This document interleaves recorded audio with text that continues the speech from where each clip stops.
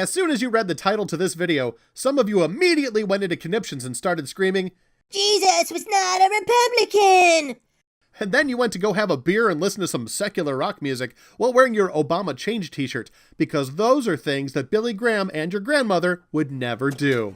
The title is an attention getter, but it's not sarcasm nor mere clickbait. If you read what Jesus said, it's easy to deduce that he actually was a young earth creationist. For me, the fact that Jesus holds a certain position has always been a good enough reason to do the same.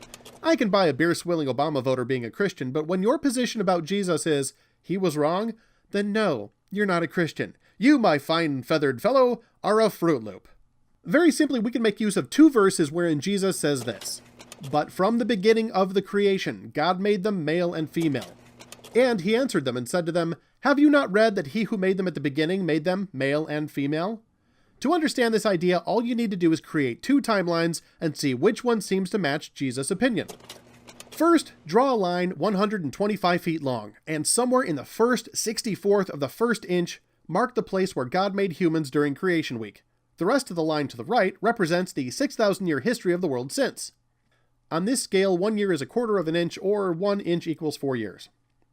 Now using a very different scale, wherein 1 foot equals 10,000 years, you'll draw the old Earth model. You'll draw the creation of the first humans at the very beginning of a 1 foot long line. The distance after represents the 10,000 years of human history since, depending on who you ask. Now you'll draw a line to represent the time before the first humans, behind that line extending to your left, for 340 miles.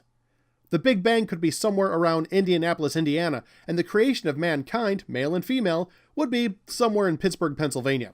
Going the speed limit, it would take you more than 5 hours to drive from the beginning of creation to the creation of man and woman. But then, the rest of history would be the length of an unusually large shoe. Now look again at what Jesus said. From the beginning of creation, God made them male and female. Which line seems to show God making them male and female, aka Adam and Eve, at the beginning of creation? Which shows God making them at the end of creation? This is a question easy enough for Blue's Clues. When you actually compare the two models to the words of Jesus, it becomes clear that you either have to side with Jesus or with Carl Sagan. Next time, we'll see how people make the wrong choice. In the meantime, check out the resources at A Bit of Orange Academy. Thanks for liking and subscribing, and remember, Jesus loves you.